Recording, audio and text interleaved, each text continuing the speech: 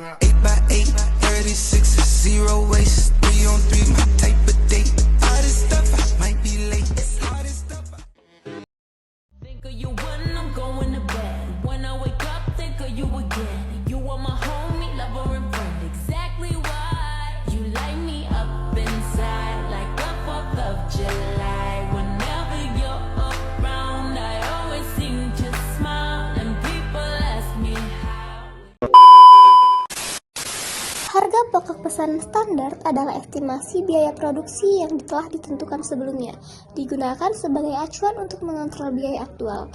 Menurut Mulyadi, metode ini mengumpulkan biaya produksi berdasarkan pesanan tertentu, di mana total biaya dibagi dengan jumlah produk dalam pesanan tersebut. Metode ini memberikan 3 manfaat utama. Yang pertama, sebagai alat pengendalian biaya produksi. Yang kedua, membantu mengukur efisiensi dengan membandingkan biaya aktual dan biaya standar.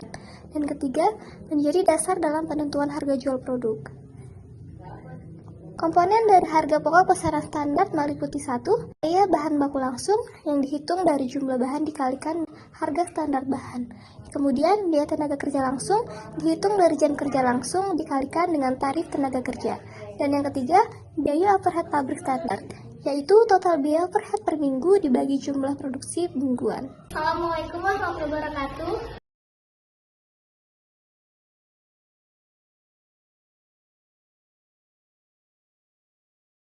wabarakatuh. Saya Naida Natasha di sini sebagai perwakilan dari kelompok 6 sedang melakukan observasi di UMKM yang ada di Kota Pematang Siantar. Salah satunya adalah Basreng Uma. Di sini saya sudah bersama owner dari Basreng Uma. Boleh perkenalkan diri, Kak? Nama saya Tri Anggi Paramita. Saya pemilik dari Basreng Uma. Menerima kami di sini untuk melakukan observasi tentang UMKM Kakak. Sebelumnya boleh perkenalkan tentang usaha Kakak nggak, Kak? Boleh. Usaha ini kami bangun mulai dari bulan 11 tahun 2023. Awalnya kami usaha dimsum. Terus karena dimsumnya nggak jalan, jadi kami beralih ke basreng. Kebetulan dulu saya kuliah tata boga dan saya pernah PKL di Bandung selama 6 bulan. Jadi saya salah satu inspirasi saya buat cemilan basreng karena basreng itu makanan anak muda dan bisa diterima di semua kalangan. Kira-kira nih, Kak, produknya ada itu harus dipesan dulu atau langsung ready, Kak? Kalau untuk skala kecil biasanya kita selalu ready, tapi kalau untuk skala besar kita itu minimal PO 1 hari, jadi kita bisa mempersiapkan.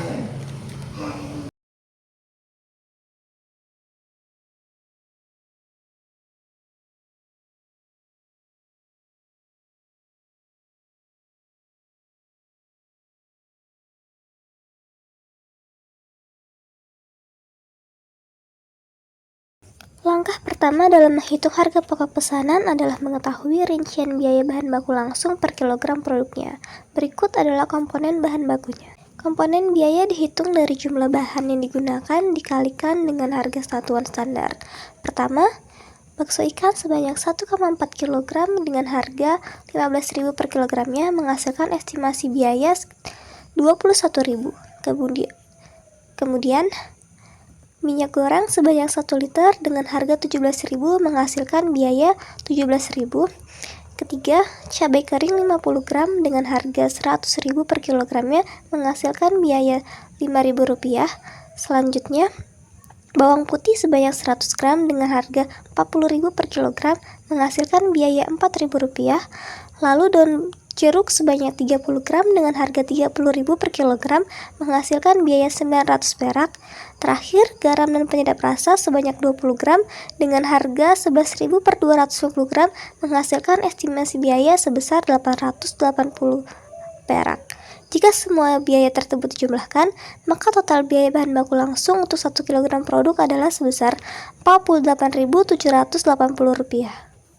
Untuk biaya bahan baku langsung per bal seberat 600 gram, kita hitung 0,6 dikalikan 48.750 sehingga didapatkan hasil 29.268.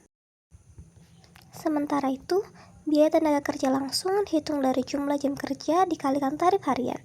Terdapat 5 pekerja langsung yang terdiri dari 1 tukang goreng, 2 pemotong bakso, dan 2 pembungkus. Masing-masing digaji 60.000 per hari dan bekerja 6 hari seminggu, sehingga total biaya tenaga kerja mingguan adalah Rp1.800.000. Jika produksi mingguan mencapai 300 bal, maka biaya tenaga kerja per bal adalah Rp6.000.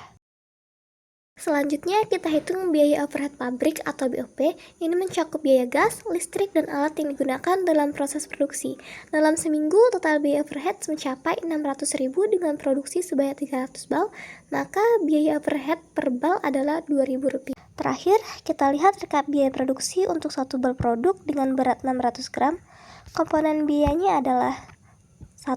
Bahan baku sebesar Rp29.268.000, tenaga kerja sebesar Rp6.000, dan overhead produksi sebesar Rp2.000, sehingga total harga pokok produksi atau HPP menjadi Rp37.268.000 per bal dengan harga jual Rp40.000 per bal. Maka diperoleh laba sebesar Rp2.732.000 per bal. Jika dalam seminggu terjual 300 bal, maka keuntungan mingguan yang didapat adalah Rp819.600. Terus, apa tantangan terbesar dalam menentukan harga pokok pesanan? Paling besar dalam menentukan harga pokok Pesanan biasanya bahan baku. Paling besar itu bahan baku sama tenaga kerja, karena kan kalau kita punya usaha, kita nggak bisa menilai harga jual itu cuma dari harga pokok, karena kita harus menghitung juga harga listrik yang kita keluarkan, harga gas yang harus kita keluarkan, harga air yang harus kita keluarkan, sama tenaga kerja yang harus kita bayar. Bagaimana strategi kakak agar usaha tetap menentuk meskipun tetap harga pokok pesanan berubah-ubah?